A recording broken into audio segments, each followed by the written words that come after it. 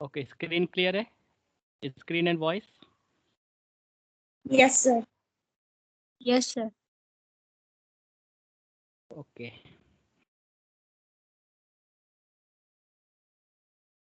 सो आज हम लोग स्टार्ट करने वाले हैं 3 हमारी क्लोज हो चुकी है। यूनिट 2 का जो लास्ट टॉपिक था हमारा के मैप कि बूलियन अलजेब्रा के इक्वेशंस को हम किस तरह से सिंप्लीफाई कर सकते थे। तो हमने 2 मेथड उसमें सीखी कि बूलियन अलजेब्रा के रूल्स अप्लाई करें, और दूसरा तरीका देखा के मैप का। दोनों ही हमने सम ऑफ प्रोडक्ट और प्रोडक्ट ऑफ सम के बेस पर 2-3 न्यूमेरिकल भी हमने सॉल्व किए हैं। सो उसकी प्रैक्टिस आप अच्छे से करना, के मैप पर क्वेश्चंस आता है। Now today I am going to start unit 3.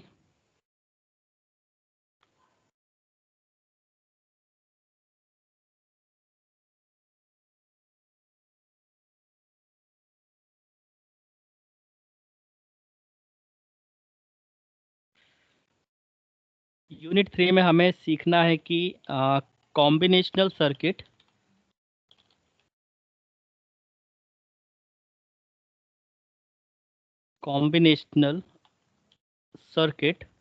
And sequential circuit.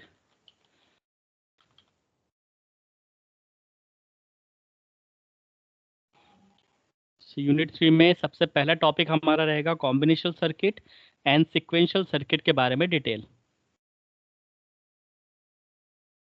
Digital electronics में 2 तरह के सर्किट्स हम लोग ड्रॉ करते हैं, एक है कॉम्बिनेशनल और एक है सिक्वेंशियल सर्किट, राइट। सबसे पहले हम इसको डेफिनेशन देख लेते हैं, उसके बाद कितने तरह के सर्किट्स को हम कॉम्बिनेशनल सर्किट के कैटेगरी में रखेंगे we will list out. First we will discuss what is combinational circuit. इसकी डेफिनेशन हम लोग अच्छे से पहले समझ जाते हैं, फिर हम सर्किट बनाना सीखते हैं।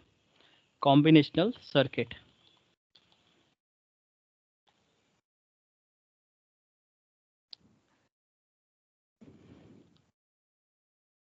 output is dependent on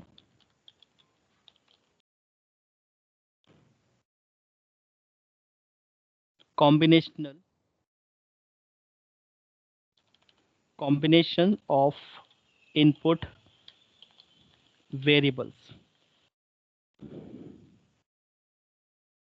That means अगर कोई भी सर्किट जिसके अंदर कुछ आउटपुट अगर जनरेट होता है और आउटपुट टोटली डिपेंड होता है कॉम्बिनेशन ऑफ इनपुट पर, ये बात इसकी इम्पोर्टेंट है, ये आपको ध्यान रखनी होगी। Output is dependent upon combination of input variable.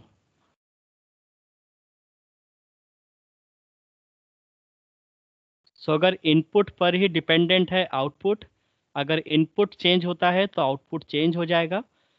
इस तरह के सर्किट्स को हम कॉम्बिनेशनल कैटेगरी में रखते हैं। इसको हम एक एग्जांपल से समझते हैं। सपोज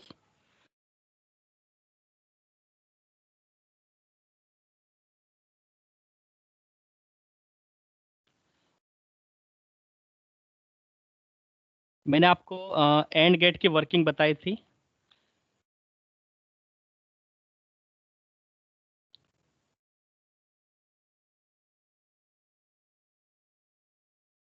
एंड गेट के अकॉर्डिंग उसका जो आउटपुट इनपुट होता है और जो आउटपुट होता है वो किस तरह से वेरी करता है, उसका हमने ट्रुथ टेबल देखा हुआ था।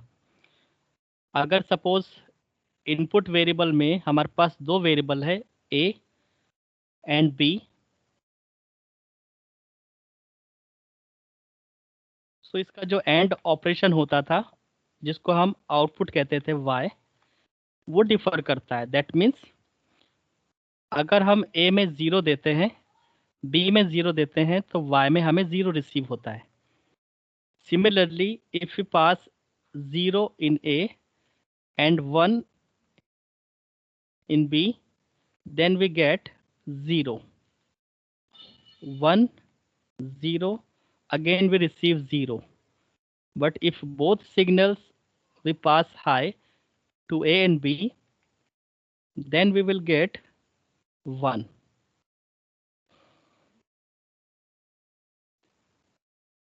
इसका मतलब यह है कि इनपुट सिग्नल पर अगर कोई आउटपुट डिपेंड करता है, अगर 1 1 होगा तो आंसर 1 होगा, अदरवाइज तीनों केस में आंसर 0 आने वाला है। सो इनपुट वेरिएबल पर डिपेंड करता है आउटपुट। सो अगर किसी भी सर्किट में इस तरह की फंक्शनलिटी है तो उसे हम कॉम्बिनेशनल सर्किट की कैटेगरी में रखते हैं। इसी तरह से और गेट भी होता है, और गेट में भी आउटपुट बदल जाता है। सो और गेट का आउटपुट भी इनपुट के कॉम्बिनेशंस पे डिपेंड करता है। सो अगर किसी भी सर्किट में आउटपुट इनपुट कॉम्बिनेशंस पे डिपेंड करे तो ऐसे सर्किट को हम कहेंगे combination circuit.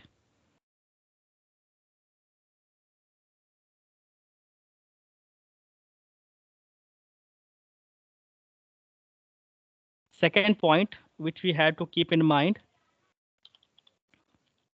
does not use any memory element। जब भी हम कॉम्बिनेशनल सर्किट ड्रॉ करेंगे उसमें हमें मेमोरी की रिक्वायरमेंट नहीं होती है। इसको आप एक एग्जांपल से समझ सकते हैं कि सपोज आपको 2 बिट को अगर ऐड करना है, फॉर एग्जांपल एक इंफॉर्मेशन है 0 और एक इंफॉर्मेशन है 1। तो 0 और 1 को अगर आपको ऐड करना है तो आप एक कॉम्बिनेशनल सर्किट यूज़ करते हो। उस कॉम्बिनेशनल सर्किट का काम होगा कि 0 और 1 को ऐड करें और आंसर जनरेट करें। तो अगर मुझे एडिशन परफॉर्म करना है तो 0 और 1 का जो एडिशन होगा वो होगा 1। सो इसमें आपको कहीं भी मेमोरी एलिमेंट की रिक्वायरमेंट नहीं पड़ी, यह आंसर डायरेक्टली टर्मिनल पे डिस्प्ले हो जाएगा और जब सिस्टम बंद होगा तो ये सब चीज़ें क्लोज हो जाएगी।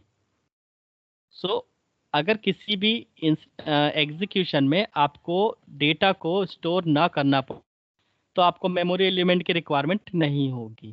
डायरेक्ट आप इनपुट लो और आउटपुट जनरेट करके टर्मिनल पे शो करो।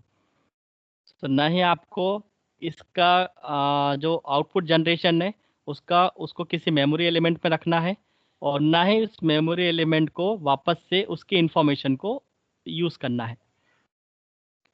सो यहाँ पर आपको डायरेक्टली इनपुट पर बेस्ड होता है आउटपुट, आउटपुट बेस्ड होता है इनपुट पर। बाकी कोई मेमोरी एलिमेंट यहाँ पे यूज़ नहीं होता।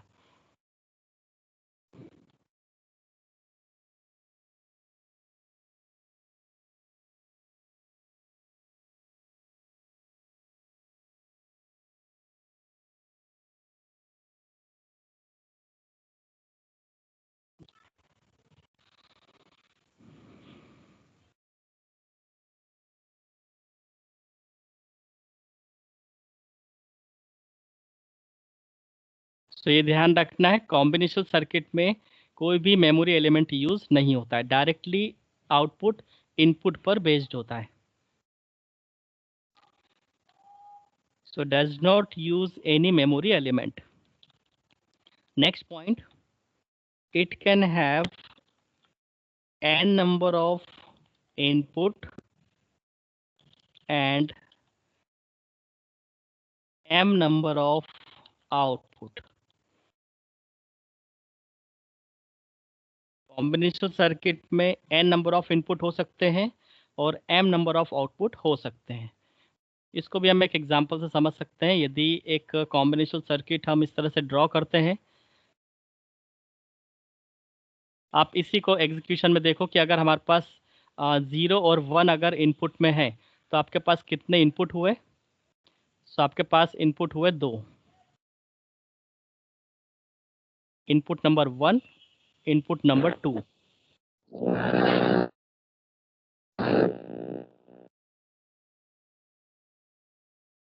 यहाँ पर आपका एक इनपुट होगा सपोज ए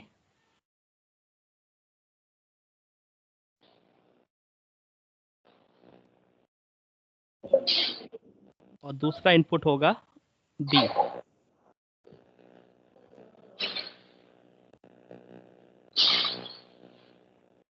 इसे हम बोलते हैं कॉम्बिनेशनल सर्किट।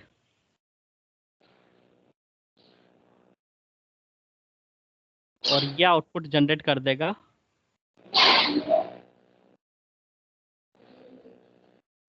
किसी का माइक ऑन है, ऑफ कीजिए। सो दो इनपुट और एक आउटपुट, ये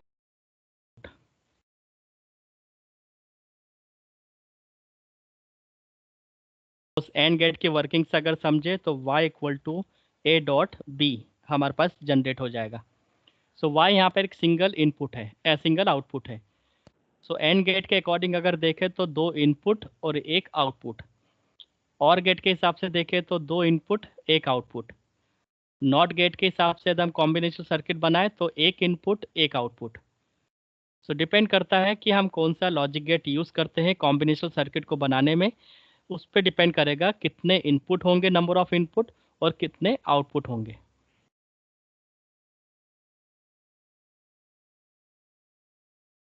So it can have n number of input and m number of output.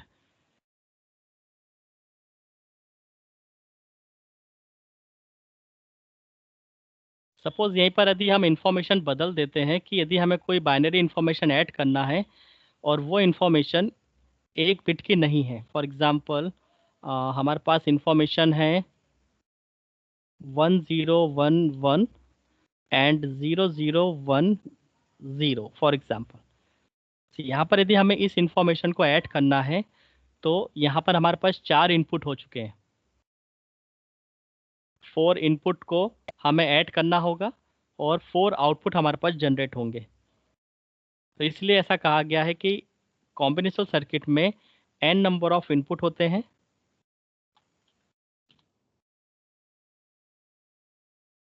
n number of input and m यहाँ पर हमारे पास जनरेट होगा m number of output. So single bit अगर ऐड होती है तो दो इनपुट और एक आउटपुट। अगर 4 बिट ऐड होती है तो 4 इनपुट और आउटपुट जनरेट। सो इसको बोला जाता है कि यहाँ पर कॉम्बिनेशन सर्किट में n नंबर ऑफ इनपुट हो सकते हैं और m नंबर ऑफ आउटपुट हो सकते हैं। ये पोर्शन शो करता है आउटपुट को और ये पोर्शन शो करता है इनपुट को।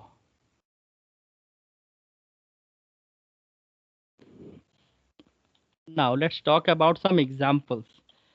ऐसे कौन कौन से डिजिटल इलेक्ट्रॉनिक सर्किट है जिनको हम कॉम्बिनेशनल सर्किट के कैटेगरी में रखते हैं। तो फर्स्ट है एडर सर्किट, जो हमेशा कुछ बाइनरी बिट को ऐड करके हमें रिटर्न करते हैं।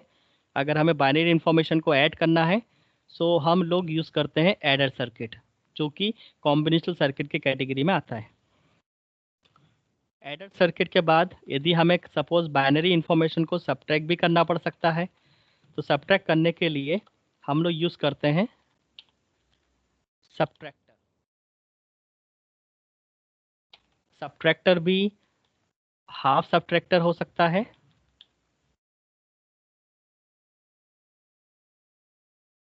या फिर फुल सब्ट्रैक्टर हो सकता है।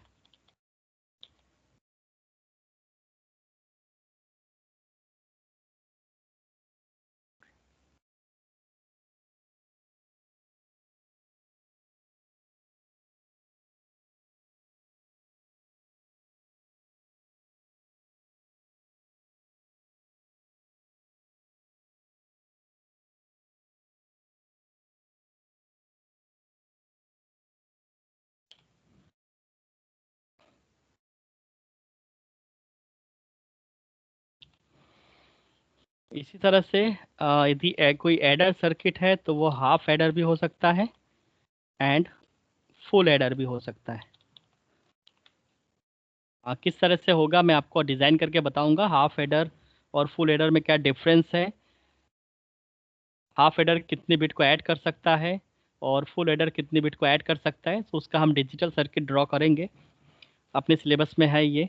फिलहाल हम लोग एग्जाम्पल देख लेते हैं कौन कौन से सर्किट्स को हम कॉम्बिनेशन की कैटेगरी में रखते हैं, जिसमें प्रोसेसिंग के समय डायरेक्टली इनपुट और आउटपुट ही जनरेट होते हैं और आउटपुट इनपुट के कॉम्बिनेशन पे डिपेंड करता है। थर्ड सर्किट होता है हमारा मल्टीप्लेक्सर और डीमल्टीप्लेक्सर, जिसको बोला जाता है मक्स। मल्टीप्लेक्सर एंड डीमल्टीप्लेक्सर, ये दो तरह के सर्किट ड्रॉ होंगे। कई सारे सिग्नल को कंबाइन करके यदि हमें सिंगल सिग्नल में कन्वर्ट करना है, जैसे आप इसको एग्जांपल से ले सकते हैं कि आपके पास जो टीवी चैनल्स आते हैं घर में, 100+ चैनल को कंबाइन कर किया जाता है एक सिंगल कॉपर वायर में, और उस कॉपर वायर का जो डिस्क है वो आपके घर में आता है। वो आप टीवी में लगाते हो और फिर आप चैनल से रिमोट से उसको चेंज करते हो। तो सिग्नल तो हंड्रेड्स हैं, बट आप सिलेक्शन एक समय पर एक ही चैनल का करते हो। तो वहाँ पर इस तरह की जो प्रोसेसिंग है वो भी एक डिजिटल इलेक्ट्रॉनिक्स की प्रोसेसिंग है, कि वहाँ पे मल्टीप्लेक्सर और डीमल्टीप्लेक्सर ये दोनों डिवाइस यूज़ होती है। मल्टीप्लेक्सर का काम होता है कि कई सारे सिग्नल को कंबाइन करके एक एक सिग्नल में कन्वर्ट करना, और डीमल्टीप्लेक्सर का काम होता है एक सिग्नल को n नंबर ऑफ सिग्नल्स में कन्वर्ट करके को प्रोवाइड कर, और वो आता है कॉम्बिनेशनल सर्किट की कैटेगरी में, जिसमें फिर से आउटपुट इनपुट के कॉम्बिनेशंस पे डिपेंड करता है। कुछ कोड कन्वर्टर भी है।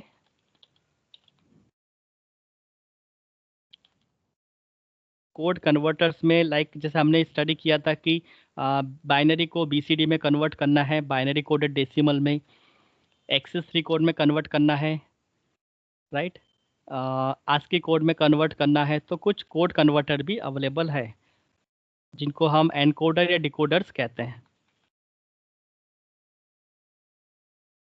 तो डिकोडर सर्किट भी होते हैं और एनकोडर सर्किट भी होते हैं, दोनों ही कोड में कन्वर्ट कर देते हैं। सो कोड कन्वर्टर्स भी हमारे कॉम्बिनेशनल सर्किट की कैटेगरी में आते हैं।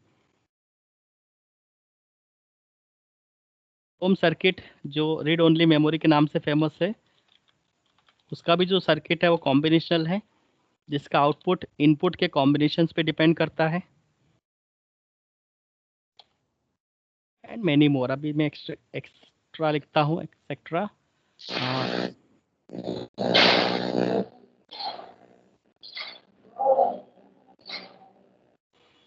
फिर से माइक स्टार्ट हुआ है किसी का, म्यूट करो।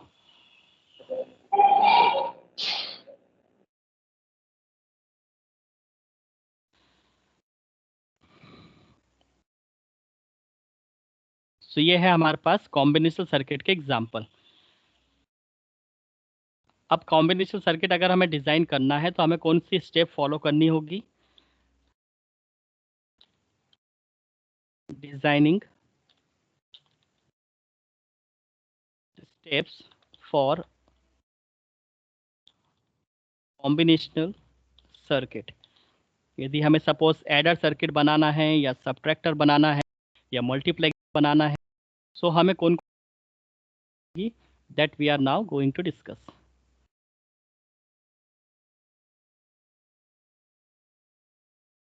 Step number first, observe the problem definition. सबसे पहले तो प्रॉब्लम क्या है उसको अच्छे से ऑब्जर्व करो, प्रॉब्लम डेफिनेशन को अच्छे से ऑब्जर्व करो। हम क्या बनाना चाहते हैं? Determine the required input of input and output variables। आपको अच्छे से डिटरमाइन करना होगा कि कितने इनपुट्स हैं और कितने आउटपुट्स हैं। थर्ड होता है स्टेप, असाइन लेटर्स और सिंबल्स इनपुट वेरिएबल। जैसे मैं हमेशा जब भी गेट बनाता हूँ तो ए और बी वेरिएबल देता हूँ और आउटपुट में हमेशा वाई देता हूँ। सो जो भी इनपुट सिग्नल्स है आपको उसको एक लेटर या कोई सिंबल प्रोवाइड करना होगा, और अगर आउटपुट है तो उनको भी आपको इनपुट या कोई सिंबल लेटर प्रोवाइड करना होगा। सो असाइन लेटर्स और symbols to the input variables.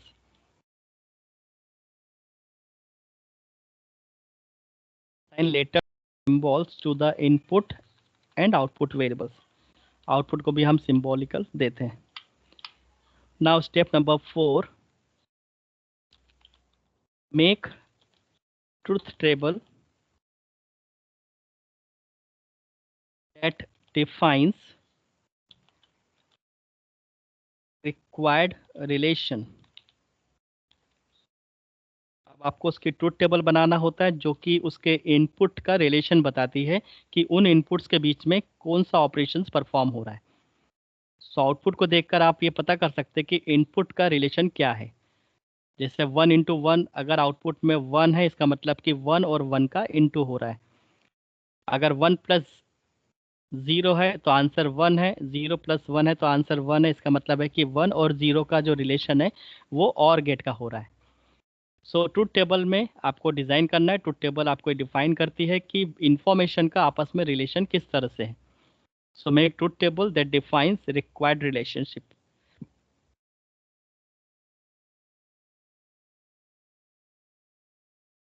Now truth table होने के बाद आपको के मैप को यूज़ करना होता है क्योंकि वही हमें सबसे ईजीएस्ट वे बताता है उसके इक्वेशंस को ड्रॉ करने के लिए. बूलियन एल्जेब्रा की इक्वेशंस को ड्रॉ करना है तो के मैप हम यूज़ करेंगे. सो डिटरमाइन द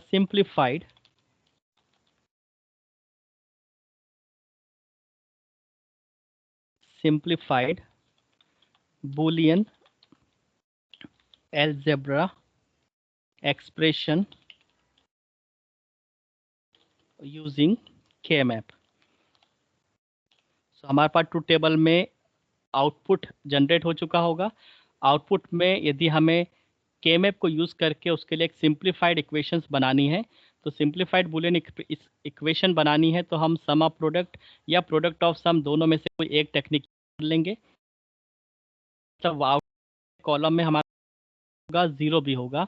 अगर हम K-map को यूज़ करें और सम ऑफ प्रोडक्ट बनाना चाहें तो हम केवल 1 आउटपुट को कंसीडर करते हैं.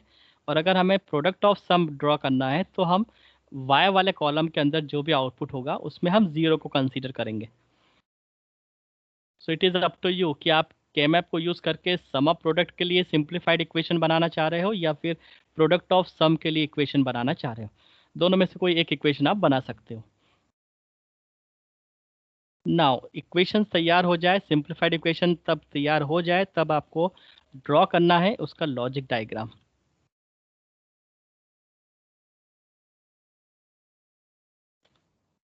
ये है हमारे पास 6 स्टेप्स जिसको यूज़ करके हमें कोई भी एक कॉम्बिनेशन सर्किट ड्रॉ करना होता है.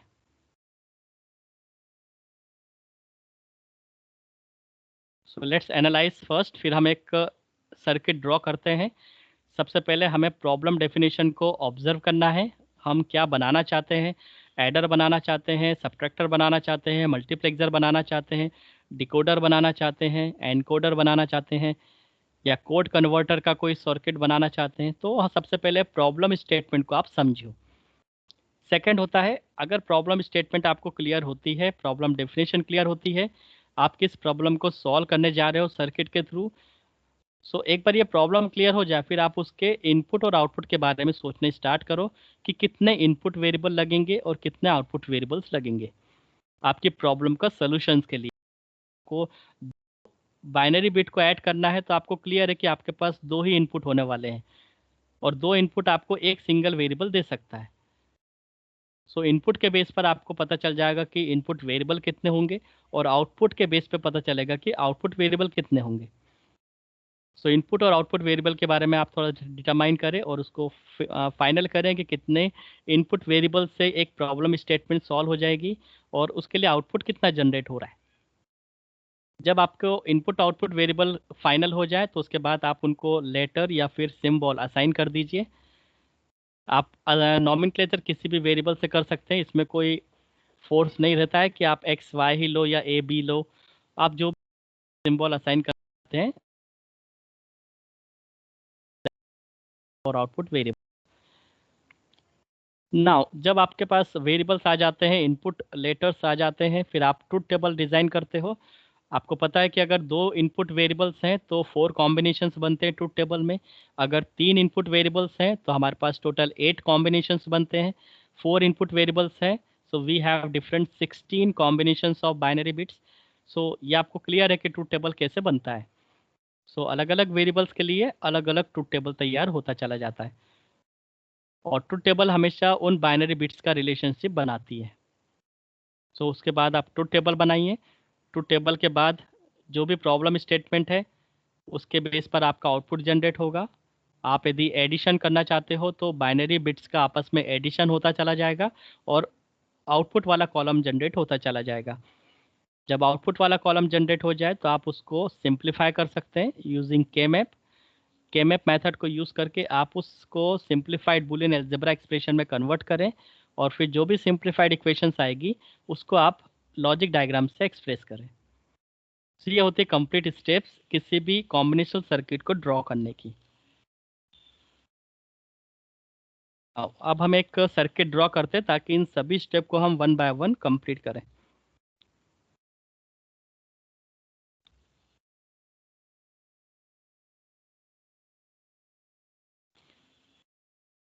सबसे पहला कॉम्बिनेशन सर्किट हम लोग देखते हैं।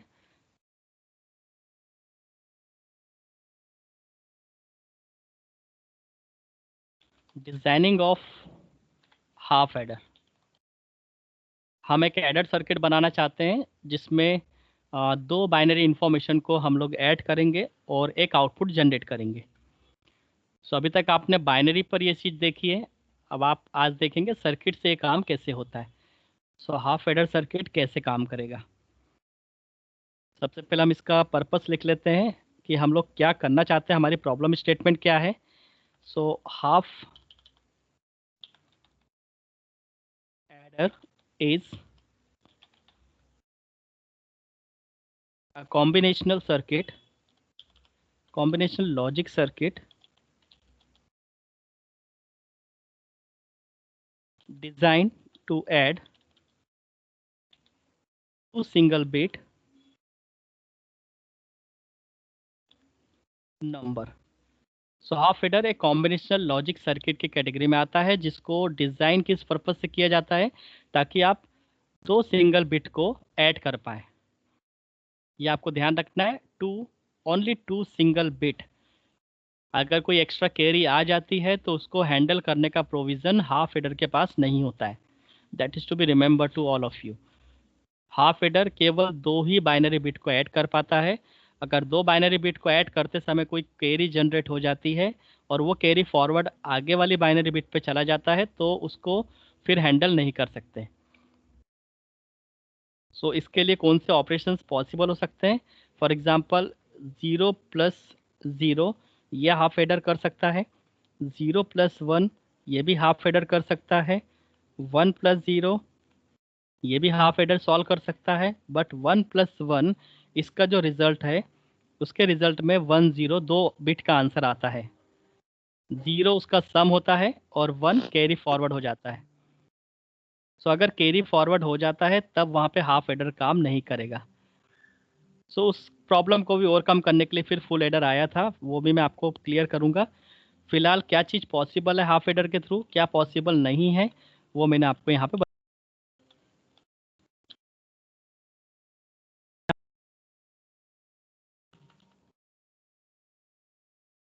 0+1 भी यहाँ पर हाफ एडर के थ्रू पॉसिबल है। 1+0 भी हाफ एडर के लिए पॉसिबल है। बट 1+1 ये हाफ एडर नहीं कर सकता, नॉट पॉसिबल। इसके लिए हमें स्पेशली फुल एडर सर्किट को यूज़ करना पड़ता है ताकि वो कैरी फॉरवर्ड जो आई है, जो एक्स्ट्रा बिट जनरेट हुई है, उसको भी हैंडल कर पाए।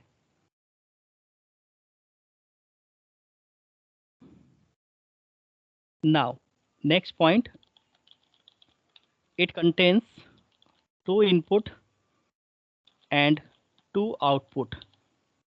जैसे मैंने बताया कि हमें ये डिसाइड करना होता है कि प्रॉब्लम स्टेटमेंट को समझने के बाद कितने इनपुट हैं कितने आउटपुट हैं, ये हमें पता करना होता है।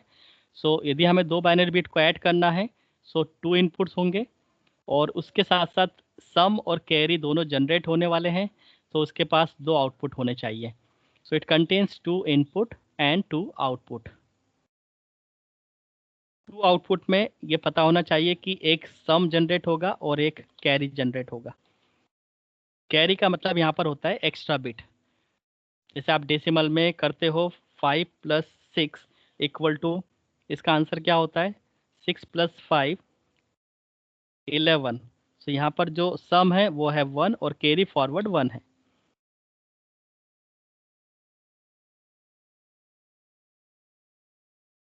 ओके, अब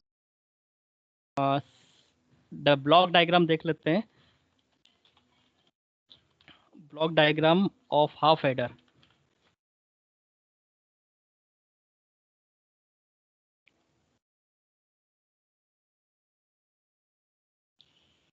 इसी डायग्राम में अगर हम देखें कि 2 इनपुट और 2 आउटपुट अगर हम जनरेट कर देते हैं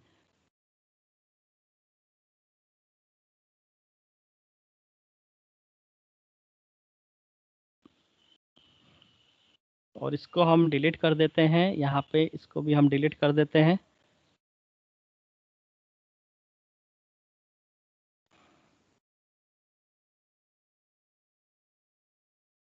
ओके, कॉम्बिनेशनल का हमने डायग्राम नहीं लिखा है ना यहाँ पे, तो ओके।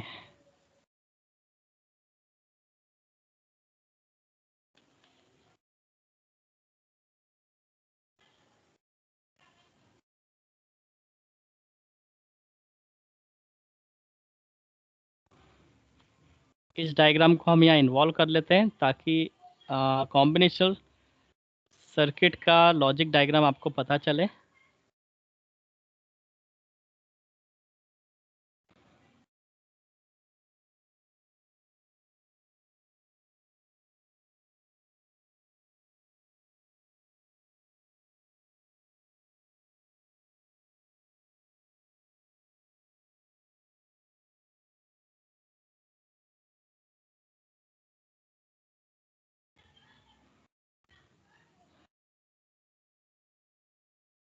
और एक डायग्राम ये होगा जो हमें बताता है कि इनपुट कॉम्बिनेशंस और आउटपुट कॉम्बिनेशंस कितना इम्पोर्टेंट है। आउटपुट कॉम्बिनेशंस डिपेंड करता है इनपुट कॉम्बिनेशंस पे, और मेमोरी एलिमेंट इसके पास नहीं होता है। तो इसको हम यहाँ से डिलीट कर देते हैं।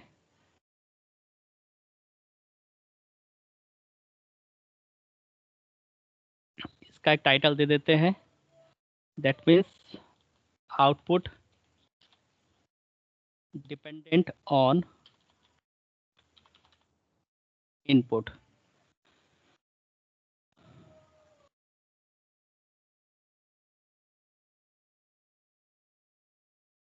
सो एंड गेट की वर्किंग से पता चल जाएगा कि आउटपुट क्यों इस तरह का जनरेट हो रहा है। so, यहाँ पर भी हम इस डायग्राम को इन्वॉल्व कर लेते हैं।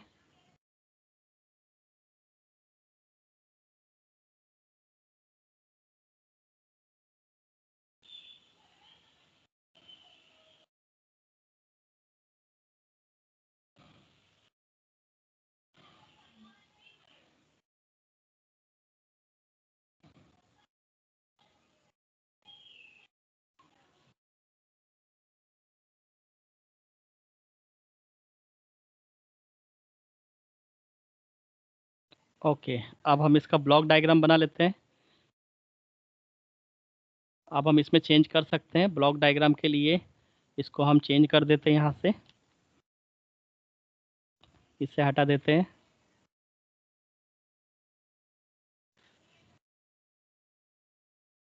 दो इनपुट है तो यहाँ पर हमारे पास 2 आउटपुट भी होगा,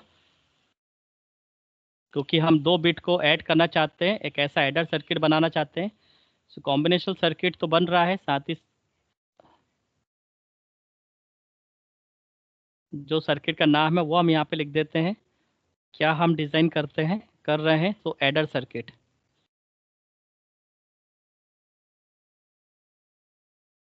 ए और बी यहाँ पर वेरिएबल्स होंगे, और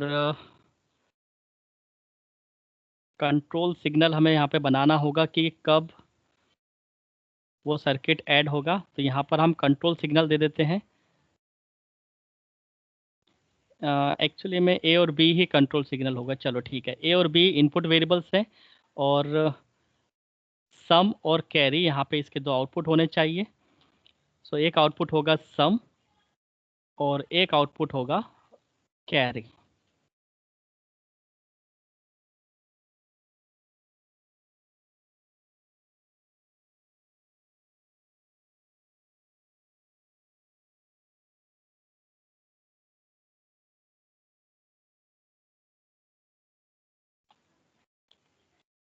एडर सर्किट ब्लॉक डायग्राम।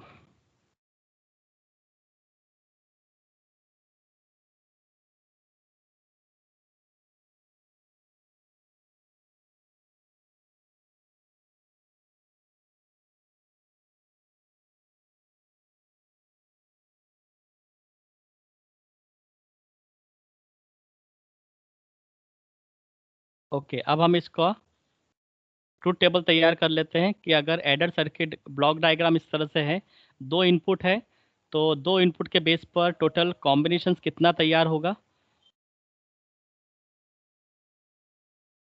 सो ट्रुथ टेबल भी हम यहीं पे तैयार कर लेते हैं।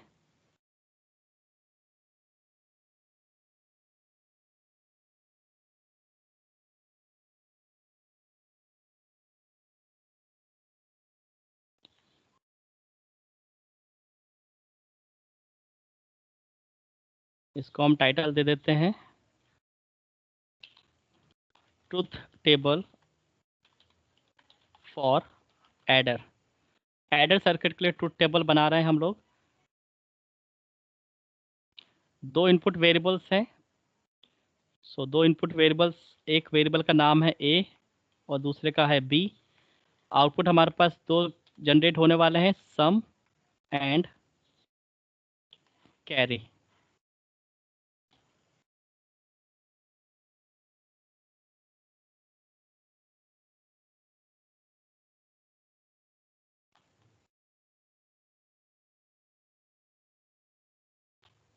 ओके,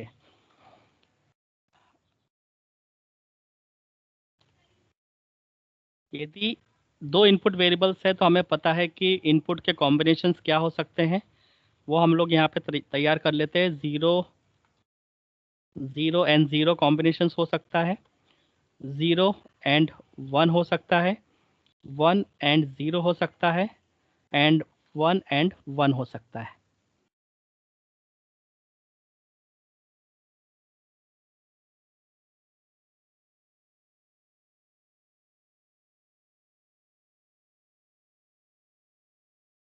ओके, ज़ीरो ज़ीरो का यदि हम सम करते हैं तो हमें पता है यदि लॉजिकल और गेट लगा दिया जाए तो ज़ीरो ज़ीरो का सम ज़ीरो जनरेट होगा और कैरी कोई भी रिमेनिंग नहीं होती है। इसी तरह से ज़ीरो वन में सम वन जनरेट होगा, कैरी ज़ीरो जनरेट होगी। वन ज़ीरो का जब एडिशन होगा तब सम वन जनरेट होगा और कैरी ज़ीरो जनरेट होगी। और वन प्लस वन में सम ज़ीरो जनरेट होगा और कैरी वन जनरेट होगी। तो ये है इसका ट्रुथ टेबल एडर सर्किट का। ट्रुथ टेबल होने के बाद अब हमें ये जो आउटपुट है, इसके आउटपुट को बाइफरकेट कर देते हैं हम। ए और बी यहाँ पर इनपुट है और सम और कैरी आउटपुट है। सम के लिए हम एक अल्फ़ाबेट ले लेते हैं, सपोज इसको हम रिप्रेजेंट करते हैं एस से और कैरी को रिप्रेजेंट करते हैं सी से। सो एस और सी के लिए हम लोग दो एक्सप्रेशन तैयार करने वाले हैं। सो अब आप आते हैं केमैप पर।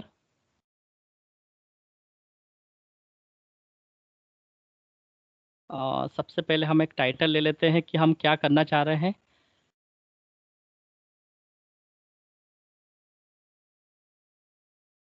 Simplified expression for sum. Simplified equation हम लोग बनाना चाह रहे हैं सम के लिए। अब सिंप्लीफाइड इक्वेशन बनाना है तो हमारे पास केमैप टेक्निक है। केमैप को हम लोग ड्रॉ करते हैं यहाँ पर। ये रहेगा केमैप। दो वेरिएबल्स है तो हमारे पास चार स्लॉट होंगे।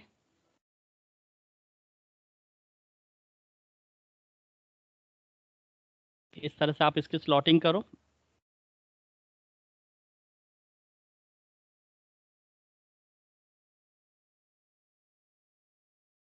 यहाँ पर हम लेते हैं 0 और यहाँ पर लेते हैं 1। 0 हमें बताता है कि अगर हम इसको ए कॉम्प्लीमेंट, यहाँ पर अगर हम ए लेते हैं और यहाँ पर यदि हम बी लेते हैं तो कब नॉर्मल आएगा कब कॉम्प्लीमेंट आएगा ये हमें पता चल जाता है। सो ए यहाँ पर कॉम्प्लीमेंट और ये यहाँ पर नॉर्मल। इसी तरह से यहाँ पर आएगा बी का कॉम्प्लीमेंट और इस वाली शेल पर आएगा बी का नॉर्मल। ये वाली शेल 0 है, इसको भी हम यहाँ पे नॉमेनक्लेट कर सकते हैं, दैट इज 0। ये है 1,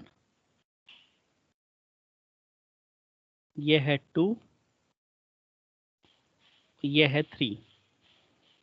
अब इस सेल पर हमें डेटा फिल करना है तो सबसे पहले आपको देखना होगा सम के लिए हम लोग बना रहे हैं तो सम वाले डेटा को आप कंसीडर कीजिए। और हम लोग सम अप प्रोडक्ट बना रहे हैं इसलिए सम अप प्रोडक्ट में कहाँ कहाँ पर 1 है वो आपको देखना है। सो ये जो लोकेशंस है इस लोकेशंस पर आप देखिए इसका जो डेसिमल है वो किस तरह से है। सो ये 0 है, ये 1 है, ये 2 है, ये 3 है। सो 1 और 2 लोकेशंस पे 1 1 है। सो यहाँ पर आपको 1 और 2 लोकेशंस पे 1 1 फिल करना होगा। 1 एंड 2 लोकेशन पे 1 1 फिल किया। अ,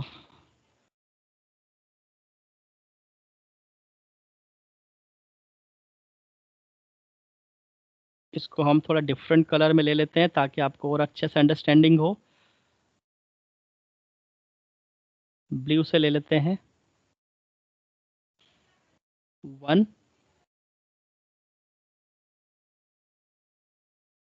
ये है 1 और यहाँ पर है 1। सो 1 और 2 शेल्स पर हमारे पास 1 1 है, उसको हमने यहाँ पे मार्क कर दिया है।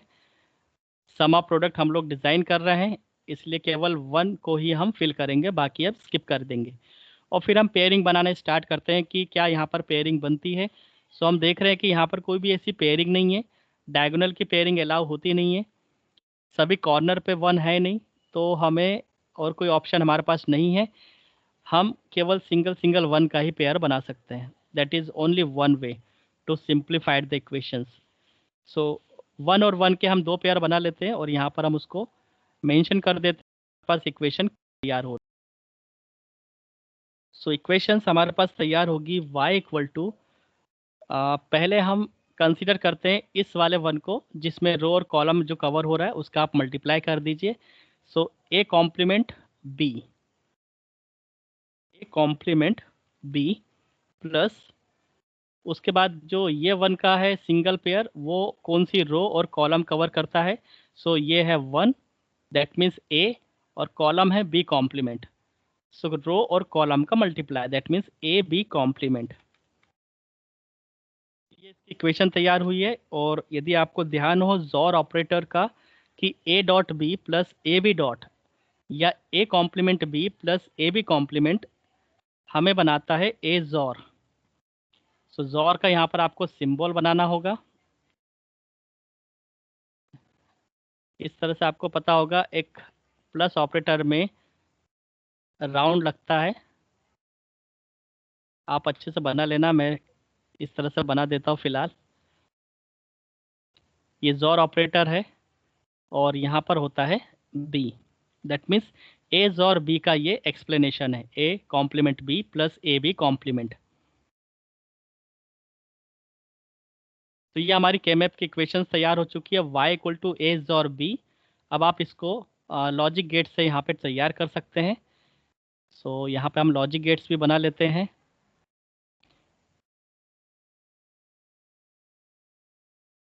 दे देते हैं पहले क्या बनाना,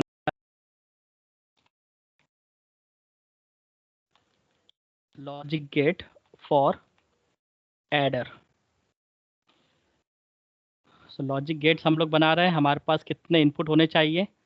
सो हमारे पास 2 इनपुट है, ए और बी।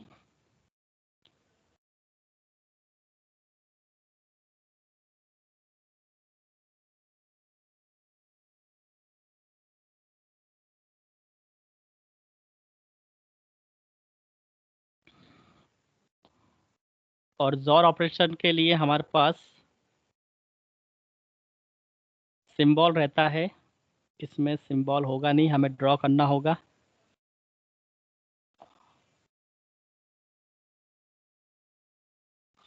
उसके लिए आपको पेंट ब्रश चूज़ करना होगा। ओके, सो इस तरह से आपका रहेगा जोर ऑपरेटर।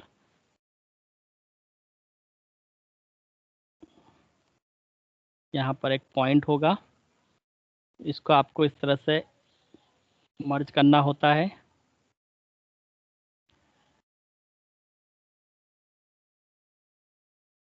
और ये आपको जनरेट कर देगा y इक्वल टू ए जोर बी। सो ये हो गया इसका लॉजिक सर्किट। सो एडर का मैंने आपको इंट्रोडक्शन दिया। उसके बाद इसको पहले हम नोट कर लेते हैं।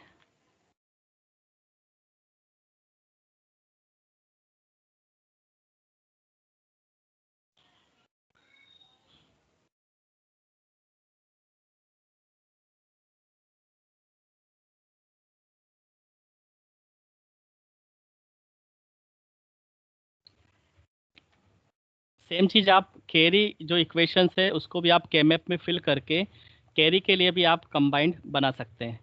सो कैरी के लिए मैं डायरेक्ट यहाँ पे लिख देता हूँ जो हमारे पास इक्वेशंस आती है कैरी की, और कैरी एक्सप्रेशन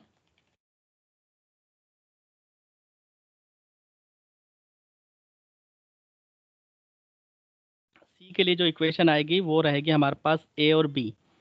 और आप ए और बी को डायरेक्टली आसानी से बना सकते हैं। एक ए इनपुट होगा, बी इनपुट होगा,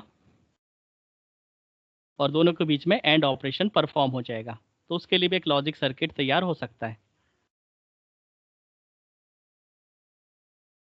सो ये था हमारा कंप्लीट हाफ एडर। सो आज के टॉपिक में हमने कवर किया है कॉम्बिनेशनल सर्किट। अभी हम सिक्वेंशियल पे बाद में देखेंगे, उसके भी कई सारे सर्किट्स हैं। फिलहाल हमने कॉम्बिनेशनल स्टार्ट किया है। कॉम्बिनेशनल सर्किट्स क्या होते हैं वो मैंने आपको क्लियर किया, उसके एग्जांपल्स जो जो सिलेबस में हम लोग वो सर्किट को डिज़ाइन करेंगे। फिलहाल हमने एडर सर्किट में हाफ एडर को देखा है। हाफ एडर में हमने देखा कि किस तरह से सर्किट डिज़ाइन होता है, कौन कौन से इनपुट कॉम्बिनेशंस है, उसका ब्लॉक डायग्राम कैसे होगा, ट्रूथ टेबल कैसे बनेगा, केमेप में डेटा कैसे फिल होगा, और लॉजिक सर्किट कैसे तैयार होगा। आपके लिए काम रहेगा कि आप कैरी के लिए जो जनरेट हुआ है 0 0 1, सो आपको थर्ड लोकेशन पर 1 फिल करके एक एक्सप्रेशन बनानी है, और वह एक्सप्रेशन को क्रॉस चेक करना है कि सी इक्वल टू ए बी आता है या नहीं। यदि आता है तो आपका एग्जीक्यूशन सही है। और फिर आप सी इक्वल टू ए बी के लिए एक लॉजिक सर्किट बनाएंगे, और फिर दोनों सर्किट को आप कंबाइन भी कर सकते हैं कि वाई इक्वल टू ए और बी और Y equal to A dot B, इन दोनों को कंबाइंड एक सर्किट से ड्रॉ कर सकते हैं। तो ये था हाफ एडर। नेक्स्ट लेक्चर में हम लोग नेक्स्ट सर्किट पढ़ेंगे फुल एडर।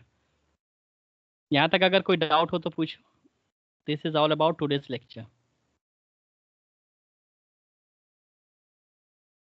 किसी को कोई भी डाउट हो माइंड में, कुछ समझ नहीं आया हो